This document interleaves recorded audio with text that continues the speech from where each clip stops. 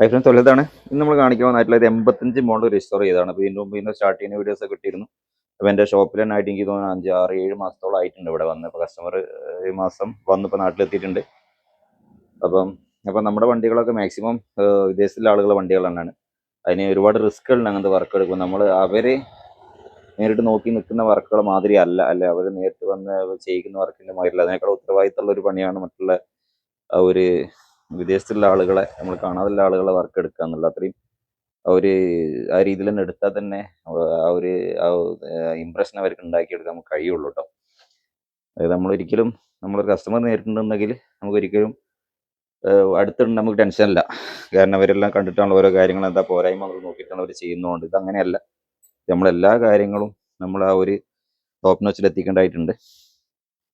ഇത് 85 മോഡൽ വണ്ടിയാണ്. നോക്കുക, ടൂൾ ബോക്സ് ഒക്കെ അതേമാതിരി നിലനിർത്തിയാണ് ചെയ്തിട്ടാണ്. അപ്പോൾ എഞ്ചിൻ അയച്ച് പണിയണം എന്നൊക്കെ ഒരുപാട് എന്നോട് ആവശ്യപ്പെട്ടിരുന്നു. പക്ഷെ ബാക്കി എഞ്ചിൻ്റെ നിലവിൽ കംപ്ലൈൻ്റ് ഒന്നും ഇല്ലാത്തത് കൊണ്ട് തന്നെ ആ ഒരു ഭാഗത്ത് ഞാൻ ചെയ്തിട്ടില്ല. കാരണം അതിനെക്കുറിച്ച് ഞാൻ ഡീറ്റെയിൽ ആയിട്ട് ഞാൻ പറയാം. നിങ്ങൾ അതിന് വണ്ടി ഒന്ന് കാണുക. അപ്പോൾ UC-ൻ്റെ ടാങ്കാണ് ഇത് ഉപയോഗിച്ചേക്കുന്നത് കേട്ടോ. BS3 വന്ന UC ടാങ്കാണ് ഇതിൽ കൊടുത്തേക്കുന്നത്. നിലവിൽ ടയർ മാറ്റിയിട്ടില്ല. ടയർ ഷോപ്പിലെത്തിയിട്ട് മാറ്റുള്ളൂ. ഇത് വീട്ടിലെ ഗാരേജാണ്. ഇപ്പം നമ്മൾ റോഡ് വെച്ച് കൊണ്ടുപോകുമ്പോൾ ടയറൊക്കെ ചെളിയാവും. അതുകൊണ്ട് ഷോപ്പിൽ ഒരു 7 കിലോമീറ്ററിൻ്റെ ഉണ്ട് എൻ്റെ ഷോപ്പിലോട്ട്. അപ്പോൾ ടയർ അവിടെ എത്തിയിട്ട് മാറ്റി കൊടുക്കുമ്പോൾ ടയർ ഫ്രഷായി കിടക്കുകയും ചെയ്യുമല്ലോ. അതുകൊണ്ടാണ് അങ്ങനെ ചെയ്യുന്നത്. ഗിയർ ബൂട്ട്, കിക്കർ സ്ലീവ് ചെയ്യാനുണ്ട്. അതേമാതിരി ഇവിടെയുള്ള സ്റ്റാർ ഒന്ന് പ്ലേറ്റ് ചെയ്യാൻ ഇടാൻ മറന്നുപോയി. അപ്പോൾ മിസ്സിങ് ആയിരുന്നു. മറന്നതിലൊന്ന് മിസ്സിങ് ആയിരുന്നു. വേണ്ട, പ്ലേറ്റ് ചെയ്യാൻ കൊടുത്താണ്. അത് ഇടണം. ഒരു ഫ്ലവറിൻ്റെ ഒരു ലോക്ക് ഇടാം. അപ്പോൾ വിത്ത് സാരി കാർഡ് വരുന്ന സ്റ്റേ ആണ്. ബാക്കിയുള്ള കാര്യങ്ങൾ, നമ്പർ പ്ലേറ്റ് കാര്യങ്ങളൊക്കെ അതിനെ നിലനിർത്തിയിട്ടുണ്ട്. പിന്നെ ഉള്ളത് ഇതാണ് വണ്ടിയുടെ ഒരു ഓവർവ്യൂ കേട്ടോ.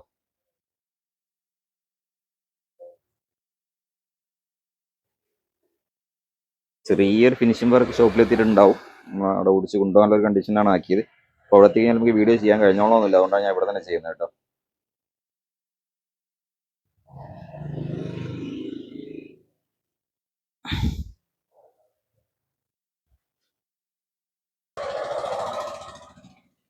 അടുത്ത് തുടങ്ങിയോ. അപ്പോൾ ഞാൻ പറഞ്ഞ ഇതിൻ്റെ കോസ്റ്റ് എത്ര ആയിട്ടുള്ള കറക്റ്റ് ഞാൻ വീഡിയോൻ്റെ ലാസ്റ്റ് ഞാൻ പറഞ്ഞുതരാം എത്ര കോസ്റ്റ് ചിലവായി എന്നുള്ളത്. 85 മോഡലാണ് വണ്ടി വരുന്നത്. 85 മോഡലാണ് വണ്ടി വരുന്നത്. അപ്പോൾ നമ്മുടെ അടുത്തേക്ക് എത്തുന്ന സമയത്ത് ഇതിൻ്റെ മെയിൻ വിഷയം ഉണ്ടായിരുന്നു പറയാം. നമ്മൾ സ്റ്റാർട്ടിങ് കണ്ടീഷനിലല്ല, എല്ലാ വണ്ടികളും പിന്നെ വണ്ടി കുറിച്ച് അപ്പോൾ പെട്ടി വണ്ടിയിൽ കയറ്റിയിട്ടാണ് വിടുന്നത്. നമ്മളിവിടെ വണ്ടി ഇറക്കുന്നു. വണ്ടി സ്റ്റാർട്ടിങ് ആണോ എല്ലാം അറിയില്ല. അവന്മാരെല്ലാം കസ്റ്റമേഴ്സ് എല്ലാത്തിനും വർക്ക് എടുക്കണം എന്ന് പറയും. അപ്പോൾ നമ്മൾ വണ്ടി സ്റ്റാർട്ട് ചെയ്ത് നോക്കി നിലവിലെ കണ്ടീഷൻ നോക്കും. അതിനനുസരിച്ചാണ് ബാക്കിയുള്ള കാര്യങ്ങൾ. അപ്പോൾ നല്ല ഇതുണ്ടായിരുന്ന ഏറ്റവും വലിയ വിഷയം എന്ന് പറഞ്ഞാൽ വണ്ടി സ്റ്റാർട്ട് ചെയ്യുന്ന സമയത്ത് നല്ല രീതിയിൽ ബ്രീത്തർ ഓയിലായിരുന്നു. അപ്പം ബ്രീത്തർ ഓയിൽ എന്നുള്ളത് ഞാൻ ഇതിന് മുമ്പ് പല വീഡിയോയിലും പറഞ്ഞിട്ടുണ്ട്. ബ്രീത്തർ ഓയിൽ എന്തുകൊണ്ടാണ് വരുന്നത് എന്നുള്ളത്. അപ്പോൾ അതിൻ്റെ എഞ്ചിൻ അയക്കേണ്ട കാര്യമൊന്നുമില്ല. അപ്പോൾ നിലവിൽ ഞാൻ നോക്കുമ്പോൾ വലിയ വിഷയം കാണുന്നില്ല. അപ്പം ഞാൻ അത് ചെയ്ത് കംപ്ലീറ്റ് ബ്രീത്തർ ഓയിൽ വരാതെ ഞാൻ ചെയ്യേണ്ട കാര്യങ്ങൾ ക്രാങ്ക് കേസിൽ ഓയിൽ കംപ്ലീറ്റ് ഒഴിവാക്കുന്നുള്ളതാണ്. അത് വെച്ച് കുറച്ച് നേരം വെയിറ്റ് ചെയ്യണം കേട്ടോ. അപ്പോൾ ക്രാങ്ക് കേസിൽ കംപ്ലീറ്റ് ഓയിൽ ഒഴിവാക്കി കട്ട് ചെയ്ത് ഒക്കെ എടുത്തിന് പുതിയ ഓയിൽ വെച്ച് സ്റ്റാർട്ട് ചെയ്താൽ നമുക്ക് യാതൊരു പ്രശ്നമൊന്നുമില്ല. കംപ്ലീറ്റ് നോർമലാണ്. ഇപ്പം നോർമലാണ്. ആ ബ്രീത്തർ ഓയിലിന് വരാനുള്ള കാരണം ഇതിന് മുമ്പേ വീഡിയോ ചെയ്തിട്ടുണ്ട്, നോക്കിയിട്ടുണ്ട്. അത് നോക്കിയിട്ട് ചെയ്യാം കേട്ടോ. നോക്കിയിട്ട് ഞാൻ ആരെയും പണി പഠിപ്പിക്കാനോ അല്ലെങ്കിൽ അങ്ങനെ ഒന്നുമല്ല വീഡിയോ ചെയ്യുന്നത്. ഞാൻ എൻ്റെ എടുക്കുന്ന വർക്കുകൾ നിങ്ങളേക്ക് ഞാൻ പിന്നെ എത്തിക്കുന്നത് മാത്രമേ ഉള്ളൂ. അപ്പോൾ അതേമാതിരി ഭയങ്കര സ്റ്റുഡിയോയിലൊന്നും ഇട്ടിട്ട് ഭയങ്കര ഇമ്പ്രസീവ് ആകുന്ന രീതിയിലുള്ള വർക്കുകൾ, ലൈറ്റ് എമിറ്റിങ്ങിലൂടെ കാണിക്കുന്ന ആ ഒരു ഗ്ലോസ്നെസ്, ആ ഒരു ഫീൽ, അട്രാക്ഷൻ ഒന്നും ഞാൻ എൻ്റെ വീഡിയോയിലൊന്നും ഞാൻ ഉപയോഗിക്കാറില്ല. അപ്പം ഞാൻ ജെന്യൂൻ ആയിട്ട് ഞാൻ എവിടെയാണ് വർക്ക് എടുത്ത്, ഇപ്പോൾ ഈ ഗാരേജിലാണ് ഇപ്പോൾ ഈ വണ്ടിയുള്ളത്. അപ്പോൾ ഈ ഒരു വണ്ടിയുടെ ഇറങ്ങുന്നതിന് മുന്നുള്ള വീഡിയോ കാണിക്കും. പുറത്തെത്തിക്കാൻ എനിക്ക് അതിന് പോകാനോ ആ ഒരു മൈൻഡ് സെറ്റ് നമുക്കില്ല. പിന്നെ അട്രാക്റ്റീവായിട്ട് കാണിക്കുന്ന ഏതൊരു വണ്ടിയും, ഏതൊരു പെയിൻറ്റിങ്ങിൻ്റെ കാര്യങ്ങളാണെങ്കിൽ ഏതൊക്കെ ആണെങ്കിലും കൂടെ നമുക്ക് ഒരു ലൈറ്റ് ഇട്ട് ഹണിക്കോമ്പ് സ്റ്റുഡിയോയിലൊക്കെ ഇട്ട് ലൈറ്റ് ഇട്ട് ഭയങ്കര അട്രാക്റ്റീവായിട്ട് തോന്നും. പിന്നെ ഇപ്പോഴത്തെ ഏറ്റവും വലിയ വിഷയം എന്ന് പറഞ്ഞാൽ പെയിൻറ്റിന് നിലനിൽപ്പ് എന്നുള്ള വലിയൊരു വിഷയം തന്നെയാണ്. ഇപ്പോൾ അതിൻ്റെ ഗ്ലോസസ് നിലനിൽക്കുക, ലാസ്റ്റിങ് നിലനിൽക്കുക, പ്രിപ്പറേഷൻ റെഡിയാകുക, അങ്ങനത്തെ ഒരു ശരി വെല്ലുവിളി നേരിടുന്ന കേസ് തന്നെയാണ്. ശരിക്കും രജിസ്ട്രേഷൻ എന്നുള്ള റോയൽ എൻഫീൽഡ് സംബന്ധിച്ചിടത്തോളം പറയാമെന്നുണ്ടെങ്കിൽ നമ്മൾ നിയറസ്റ്റ് ആയിട്ട് നല്ലൊരു മെക്കാനിക്കിനെ കണ്ടെത്തുക എന്നുള്ള ഏറ്റവും വലിയ നല്ലൊരു മെക്കാനിക്ക് കണ്ടെത്തുക. ആ മെക്കാനിക്ക് കണ്ടെത്തുന്ന ഏറ്റവും നല്ല ലെയ്ത്ത് വർക്കറും ഓക്കെ ആയാൽ മാത്രമേ വണ്ടി സക്സസ് ആയിട്ട് മുടക്കിയ ആളുകൾക്ക് ആ ഒരു ഔട്ട്പുട്ട് കിട്ടുള്ളൂ. അതാണ് ഏറ്റവും വലിയ വാസ്തവം. നമ്മൾ നിലവിൽ ലെയ്ത്ത് വർക്ക്, അതായത് ലെയ്ത്ത് ആയിട്ട് ബന്ധപ്പെട്ട് എഞ്ചിനായിട്ട് പറയപ്പെട്ട വർക്കുകളും നമ്മളെ ആരെയാണോ ആ മെക്കാനിക്ക് സമീപിക്കുന്നത് അവരെ എങ്ങനെ ഔട്ട്പുട്ടാണ് അവർ ചെയ്യുന്നത് അതേ മെക്കാനിക്ക് പിന്നെ നമുക്ക് തരാൻ പറ്റുള്ളൂ. അപ്പോൾ ഏതായാലും അതിൻ്റെ രണ്ട് സാധ്യത എന്ന് പറഞ്ഞാൽ 50-50, 50% 50% ലെയ്ത്ത് വർക്കേഴ്സ്, 50% മെക്കാനിക്കും. ഈ രണ്ടും ഓക്കെ മാത്രമേ നമുക്കൊരു ഭയമുള്ള വണ്ടി ശരിയായ രീതിയിൽ ഓടിച്ചിട്ട് റൂട്ടിലിറക്കി കൊണ്ടുനടക്കാൻ പറ്റുള്ളൂ.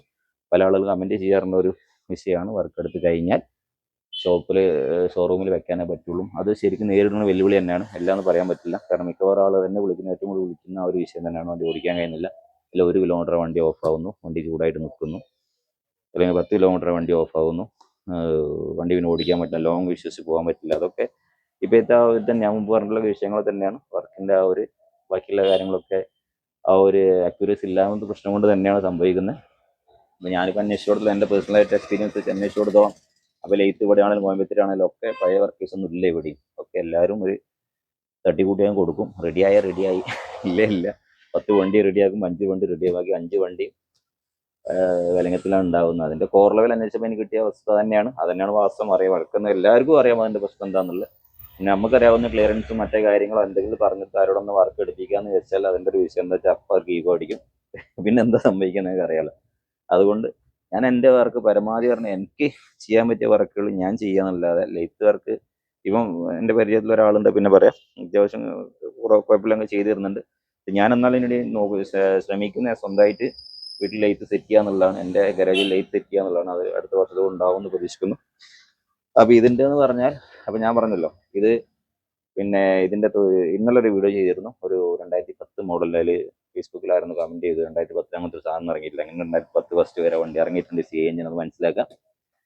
അപ്പം 2010 ഫസ്റ്റ് വരെ ഉണ്ട്. മാനുഫാക്ചർ ഇല്ലെങ്കിൽ ഫസ്റ്റ് വരെ രജിസ്റ്റർ, പിന്നെ വണ്ടി റൂട്ടിൽ ഇറങ്ങിയിട്ടുണ്ട്. ഓക്കെ, 2009 ലാസ്റ്റ് മാനുഫാക്ചേഴ്സ് ആണെങ്കിലും കൂടെ 2010 വരെ വണ്ടി റൂട്ടിൽ ഇറങ്ങിയിട്ടുണ്ട് എന്നുള്ളതാണ് വാസ്തവം. പഴയ CNG വണ്ടി.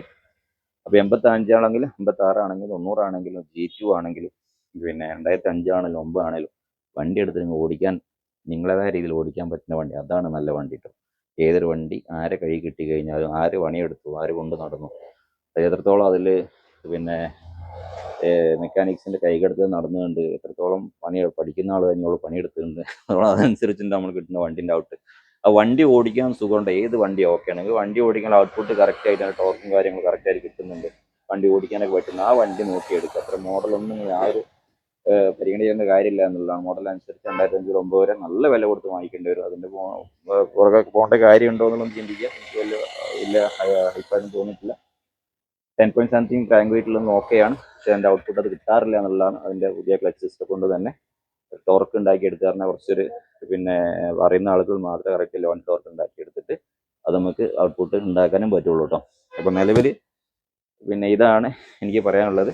അപ്പോൾ ചിലവ് കുറച്ചെടുക്കുന്ന ആളുകളും ചിലവ് കൂട്ടിയെടുക്കുന്ന ആളുകൾ, 1 ലക്ഷത്തിന് എടുക്കുന്ന ആൾക്കാർ വണ്ടി വർക്ക് വരുമ്പോൾ 1 ലക്ഷം റുപ്യാണ്, അല്ല 1.25 ലക്ഷം റുപ്യാണ്, 1.5 ലക്ഷം റുപ്യാണ്, 2 ലക്ഷം റുപ്യാണ്, അങ്ങനെയൊന്നും വർക്ക് എടുക്കുന്ന ആളുകളുണ്ട് എന്ന് കരുതി ചിലവ് കുറഞ്ഞതിൽ വർക്ക് എടുക്കുന്ന ആളുകൾ ഒരിക്കലും നല്ല വർക്കേഴ്സ് അല്ല എന്നൊന്നും അല്ല. അതായത് എപ്പോഴും ചിലവ് ചുരുക്കിയിട്ട് അത്യാവശ്യമുള്ള കാര്യങ്ങൾ മാത്രം ചെയ്യുന്ന ആളുകളാണ് ശരിക്കും വർക്ക് അറിയുന്നവർ.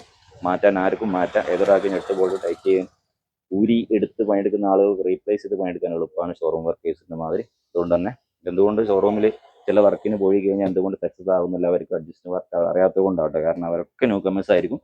അതുകൊണ്ട് അവർക്ക് റീപ്ലേസ് കാര്യങ്ങൾ മാത്രമേ അവർക്ക് ട്രെയിനിങ് കൊടുക്കുന്നുള്ളൂ. അപ്പോൾ അവർക്ക് റീപ്ലേസ് മാത്രമേ അറിയുള്ളൂ. അതിന് കംപ്ലൈൻറ്റ് ഒന്ന് അങ്ങനെ ഷോർട്ട് ഔട്ട് ചെയ്ത് അങ്ങനെ പ്രോപ്പറായിട്ട് ആ പ്രോഡക്റ്റിന് ആ ഒരു പാർട്സിനെ ഉപയോഗിക്കുക എന്നുള്ളത് ശരിക്കും അറിയാത്തത് കൊണ്ടാണ് എല്ലാം റീപ്ലേസ് ചെയ്തിട്ട് നല്ലൊരു സംഖ്യ ആക്കിയിട്ട് ബുള്ളറ്റ് പണി തിറക്കുന്നത്. അപ്പോൾ അതുകൊണ്ട് അത്യാവശ്യം ഞാൻ ചെയ്തേക്കുന്നത് അത്യാവശ്യമുള്ള പാർട്സ് റീപ്ലേസ് ചെയ്യുക, അല്ലാത്ത പാട് റീപ്ലേസ് ചെയ്യാതിരിക്കുക. പിന്നെ ചെറിയ വിഷയങ്ങൾ, ചില പാർട്സ് ചില മറ്റേ കിട്ടിക്കോളണമെന്നില്ല, അത് ബുദ്ധിമുട്ടാണ്. അപ്പോൾ ചില ഏരിയയിലേക്ക് ചില പാർട്സുകൾ പോയി കഴിഞ്ഞാൽ ചില സ്റ്റോപ്പീസിൽ കുറച്ച് സ്റ്റോപ്പ് ഉണ്ട്, ഏത് ഭാഗത്തേക്ക് പോയി കഴിഞ്ഞാൽ പിന്നെ അടുത്ത കിട്ടാൻ കുറച്ച് ബുദ്ധിമുട്ടാണ്. അങ്ങനത്തെ വിഷയങ്ങൾ ഇതിലുണ്ട്. അപ്പോൾ നിയർലി ഇതിൻ്റെ റിയർ മഡ് ഗാർഡൊന്നും കിട്ടാനില്ലായിരുന്നു. 2 വണ്ടി മഡ് ഗാർഡ് വേണ്ട, ഒരു മഡ് ഗാർഡ് മാത്രമേ എനിക്ക് കിട്ടിയിട്ടുള്ളത്. അപ്പോൾ ഒരു മഡ് ഗാർഡ് കിട്ടാനില്ലായിരുന്നു. ബാക്കിൽ പഴയ മോളിൽ എൻ്റെ സ്റ്റാൻഡേർഡ് മഡ് ഗാർഡ് കിട്ടാൻ കുറച്ച് ബുദ്ധിമുട്ടാണ്. ഇനി കിട്ടുമായിരിക്കും. നിലവിൽ ഈ വണ്ടി കിട്ടാത്തതുകൊണ്ട് ഇപ്പോൾ ഉള്ളത് തന്നെ ഞാൻ വെൽഡിങ് ചെയ്ത് കറക്റ്റ് എന്ന് ചെയ്ത് വെച്ചിട്ടുള്ളതാണ്. പിന്നെ ചില മഡ് ഗാർഡ് നമുക്ക് ഇതിൻ്റെ ബോഡി പാർട്സ് പറഞ്ഞാൽ പറ്റ വീക്കായിരുന്നു കേട്ടോ. ഒറ്റ വീക്ക് എന്ന് പറഞ്ഞാൽ നമുക്ക് ഒരു റീകണ്ടീഷൻ ചെയ്തെടുക്കാൻ പറ്റാതെ കണ്ടീഷനിൽ വീക്കായിരുന്നു എല്ലാ ബോഡി പാർട്സും.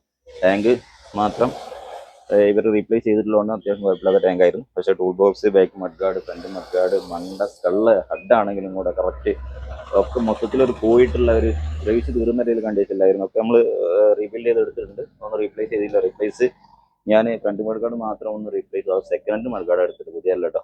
സെക്കൻഡ് മഡ് ഗാർഡ് ഉണ്ടായിരുന്നു. ആ മഡ് ഗാർഡ് റെഡിയാക്കിയിട്ടാണ് ഇട്ടത്. പിന്നെ മഡ് ഗാർഡ് അത്രക്കും റെഡിയാക്കാൻ പറ്റാത്തത് കൊണ്ട് റെഡിയാക്കിയിട്ടാണ് ചെയ്തേക്കുന്നത്. അപ്പോൾ ഇതിൽ അലവീൽസ് എന്ന് പറഞ്ഞാൽ കമ്പനി അലവീൽസ് അല്ല, സ്റ്റോക്കിൽ കസ്റ്റമർ തന്ന അലവീൽസ് തന്നെയായിരുന്നു. ടയർ രണ്ടും മാറ്റാനുണ്ട്. അത്യാവശ്യം നല്ല റെയിലറെ ബൂട്ടുകൾ മാത്രമേ മാറ്റാനുള്ളൂ. അപ്പം ഇന്നലെ വണ്ടി 2010 വണ്ടി നമ്മളെ മാക്സിമം വന്ന കോസ്റ്റ് എന്ന് പറഞ്ഞാൽ അതിൻ്റെ വീഡിയോ ഒക്കെ ചെയ്യാൻ പോകാൻ സമയം കിട്ടില്ല. പറ്റുകയാണെന്നുണ്ടെങ്കിൽ റീപ്ലേസ് ചെയ്യുന്നതിൻ്റെ കറക്റ്റായിട്ട് പറയാം. പക്ഷെ അതിന് വന്ന കോസ്റ്റ് എന്ന് വെറും 64,000 ആണ്. 64,000 രൂപയ്ക്കാണ് വണ്ടിയുടെ കംപ്ലീറ്റ് വർക്ക് എന്ന് വീട്ടിലേക്കായിട്ടുള്ളത് 2010. പക്ഷെ ഇത് അങ്ങനെയല്ല, അല്ലാതെ 85 മോഡലാണ്. ഇത് നമുക്ക് വന്ന് ചിലവേക്കെന്ന് പറഞ്ഞാൽ 87-88,000 രൂപ ചിലവ് വന്നിട്ടുണ്ട് ഈ വണ്ടിക്ക് കേട്ടോ. ഗിയർ ബോക്സിൻ്റെ പണി ഉണ്ടായിരുന്നു. ബാക്കിയുള്ള എല്ലാ കാര്യങ്ങളും അത്യാവശ്യം പാർട്സുകൾ റീപ്ലേസ് ചെയ്യേണ്ടതായി വന്നിട്ടുണ്ട് ഈ വണ്ടിക്ക്. അതുകൊണ്ടാണ് ഈ റേറ്റ്. കാരണം മൂലയിൽ വന്ന് നമ്മൾ ഏതൊരു വണ്ടിയും റീസ്റ്റോറേഷൻ ചെയ്യണം എന്നുണ്ടെങ്കിൽ ആ ഒരു വണ്ടിക്ക് ഒരിക്കലും ഫിക്സഡ് റേറ്റ് ഇല്ല. നിങ്ങളുടെ നിലവിലെ വണ്ടിയുടെ കണ്ടീഷൻ അനുസരിച്ച് എന്തൊക്കെയാണ് റീപ്ലേസ് ചെയ്യേണ്ടതനുസരിച്ച് മാത്രമേ റേറ്റ് വരുള്ളൂ. എന്തായാലും 1.5 ലക്ഷം 2 ലക്ഷം കൊടുത്ത് റീസ്റ്റോർ ചെയ്യുന്ന ആളുകൾ അതൊന്ന് വേണമെന്ന് ചിന്തിക്കുക. കാരണം നമ്മൾ വണ്ടി കംപ്ലീറ്റ് മാറ്റി ചാസിയും ആ ഒരു എൻജിൻ കേസ് മാത്രം ഉപയോഗിച്ചിട്ട് ബാക്കി എൻജിൻ പണിയെടുക്കുക എന്ന് പറഞ്ഞാൽ ഇപ്പോഴത്തെ കണ്ടീഷനിൽ സ്പെയർ പാർട്സിൻ്റെ ക്വാളിറ്റി ഒന്ന് ചെക്ക് ചെയ്യേണ്ടതായിട്ടുണ്ട്. ഒറിജിനൽ ആണെങ്കിൽ എന്തൊക്കെയാണെങ്കിൽ ക്വാളിറ്റി എന്ന് പറഞ്ഞപ്പോൾ കുറച്ച് ബാക്ക്വേർഡാണ് എൻ്റെ ഒരു അഭിപ്രായത്തിൽ. നമ്മളിതിൽ നല്ല ക്വാളിറ്റിയുള്ള പാർട്സ്, ഉപയോഗിക്കാവുന്ന പാർട്സ് എടുത്തിട്ട് അടുത്ത് മൂലയിലിട്ടിട്ട് അത്യാവശ്യം പുതിയ ബ്രാൻഡിൽ വരുന്ന പാർട്സ് അതിലിട്ടാൽ ഇതിൻ്റെ അത്ര പെർഫെക്ഷൻ അതിനുണ്ടായിക്കോളണമെന്നില്ല. കാര്യങ്ങളൊക്കെ പഴയ വണ്ടിയിൽ ശ്രദ്ധിക്കേണ്ടതുണ്ട്. അപ്പോൾ അത്യാവശ്യം എന്താണോ നമുക്കത് മാറ്റിയില്ല നടക്കില്ല എങ്കിൽ മാത്രം പഴയ വണ്ടിയിലുള്ള ഒരു പാർട്സ് മാറ്റുക. അതായത് ആ പഴയ പാർട്സിൻ്റെ ക്വാളിറ്റിയിൽ ഒരു പ്രൊഡക്റ്റും ഓടിയാണെങ്കിൽ ഇറങ്ങുന്നില്ല എന്നുള്ള എല്ലാവർക്കും അറിയാവുന്ന കേസാണ്. അതുകൊണ്ട് പഴയ വണ്ടി വറക്കെടുക്കുമ്പം അതൊരു വിഷയം ശ്രദ്ധിക്കേണ്ടതായിട്ടുണ്ട്. ഇപ്പോൾ ഈ വണ്ടിയുടെ ഒന്നാമത് ഈ ജെ സീരീസിൻ്റെ സ്റ്റിക്കർ വെക്കാനുള്ള മെയിൻ കാരണം എന്ന് വെച്ചാൽ എങ്ങനെ ഹോളില്ലാത്ത ടൈപ്പായിരുന്നു. അതുകൊണ്ട് തന്നെ ജെ സീരീസിൻ്റെ സ്റ്റിക്കർ മതി. കാരണം ഇത് വെച്ച് ബാക്കിയുള്ള കാര്യങ്ങളൊക്കെ പഴയ മോള് നിലനിർത്തിയിട്ടുണ്ട് നമ്മൾ. ബാക്കി വേറെ ഒന്നും സാരി കാർഡ് എടുത്ത് നിലനിർത്തിയിട്ടുണ്ട്. ഇപ്പം പ്ലേറ്റിങ് കാര്യങ്ങൾ, സൈലൻസർ ബെൻഡ് ഒരിക്കലും ഞാൻ പ്ലേറ്റ് ചെയ്യാറില്ല, റീപ്ലേസ് ചെയ്യാറുള്ളൂ. കാരണം ചില ആളുകൾ ചോദിക്കുന്ന ബെൻഡിലേക്ക് ഹെഡിലേക്ക് കയറില്ല, അതൊക്കെ നമുക്ക് കറക്റ്റ് ചെയ്ത് ഷേപ്പ് ചെയ്ത് കയറ്റാവുന്നുള്ളൂ. സൈലൻസർ ബെൻഡ് ഒരു കാരണം വെച്ചാൽ റീപ്ലേസ് ചെയ്യാതിരിക്കുക, നിൽക്കില്ല കേട്ടോ. മാക്സിമം ഒരു 6 മന്ത് അല്ലെങ്കിൽ മാക്സിമം 1 ഇയർ അത്രയും നിൽക്കുള്ളത് കഴിഞ്ഞാൽ പൊളിയാൻ തുടങ്ങും. ഇപ്പോൾ ഒരു വർഷമൊന്നും 60, 70, 80, 1 ലക്ഷം മുടക്കിയ വണ്ടി 1, 2, 3 വർഷം ഓടിയാൽ അവർക്ക് നിന്നാൽ പോരല്ലോ. എന്ന് ചിന്തിച്ചാൽ അറിയാവുന്നതല്ലേ ഉള്ളൂ. ഷോറൂമിൽ നിന്ന് ഇറക്കുന്ന മാതിരി ഒരു വണ്ടി ഇറക്കുന്നത്, ഷോറൂമിൽ നിന്ന് എങ്ങനെയാണോ വണ്ടി ഇറക്കുന്നത് അതേ രീതിയിൽ വണ്ടി ഇറക്കുന്നത്. ഇറക്കുമ്പം പോരാ, അല്ല 6 മാസം പോരാ, 1 വർഷം പോരാ. അതിൻ്റെ പ്രശ്നസ് ആ ഒരു വണ്ടി കൊണ്ട് കിടക്കുന്ന കസ്റ്റമർ എങ്ങനെയാണോ അത് മെയിൻറ്റെയിൻ ചെയ്യുക, അതിനനുസരിച്ച് അതിങ്ങനെ ലാസ്റ്റ് ചെയ്ത് പോകുന്ന ഒരു രീതിയിലാണ് വണ്ടീൻ്റെ വർക്ക് നമ്മൾ എടുത്തിട്ട് പുറത്തേക്ക് ഇറക്കേണ്ടത്. അപ്പോൾ ഇതാണ് ഇപ്പോൾ ഈ ഒരു വണ്ടിയുടെ ഡീറ്റെയിൽസ്. ഇതിന് മാറ്റിയിട്ടുള്ള കാര്യങ്ങൾ പറയുക എന്നുണ്ടെങ്കിൽ എടുത്ത് പറയുന്നില്ല. എന്നാൽ ഇതിന് ഏകദേശം വന്ന കോസ്റ്റ് ആണ് 87-88 രൂപയാണ്. അപ്പം റീസ്റ്റോർ ഞാൻ എൻ്റെ വീഡിയോ എല്ലാവരും ഫോളോ ചെയ്യുന്ന ആൾക്കെല്ലാം അറിയാം. ഓരോ വണ്ടി ഇറങ്ങുമ്പോൾ ഏകദേശം ഒരു 50-60% വണ്ടിയുടെയും വീഡിയോസ് ഞാൻ ഇടാറുണ്ട്. ചില വണ്ടികൾ കസ്റ്റമർ തിരക്കുന്ന സമയത്ത് വണ്ടി അവസാനം നെട്ട് വരെ ടൈറ്റ് ചെയ്യാൻ കാത്തിക്കുന്ന ആളുകളുണ്ട്. അപ്പോൾ അങ്ങനത്തെ ആളുകൾ വീഡിയോ എടുക്കുന്ന സമയം കിട്ടിക്കോളണമെന്നില്ല. അപ്പോൾ മഴ ആയതുകൊണ്ട് ചില വീഡിയോസ് എടുക്കാൻ പറ്റാതായിട്ടുണ്ട്. ഏതായാലും മാക്സിമം എൻ്റെ ഓരോ വണ്ടി വർക്ക് കഴിയുമ്പോഴും ഞാൻ അപ്ലോഡ് ചെയ്യാറുണ്ട്. അതിൻ്റെ കറക്റ്റ് ഡീറ്റെയിൽസും അതിൻ്റെ റൈറ്റ് ഇങ്ങനെയാക്കാൻ എത്ര ചെലവ് വന്നു എന്നുള്ളൂ ഒക്കെ ഞാൻ ചെയ്യാറുണ്ട്. അപ്പോൾ 2010 വണ്ടിയുടെ വീഡിയോ എന്തൊക്കെയാണ് മാറ്റി എന്തൊക്കെ ചെയ്തതെന്നുള്ളത് ഞാൻ ഷോർട്ട് ചെയ്തിട്ടുണ്ട്. അപ്പോൾ വീഡിയോ അത്യാവശ്യമുള്ളൊരു കമൻറ്റ് ചെയ്യുക വേണമെന്നുണ്ടെങ്കിൽ. നാളെ മറ്റന്നാളെ ഒരു കസ്റ്റമർ ഒരു 600 വണ്ടിയാണ്.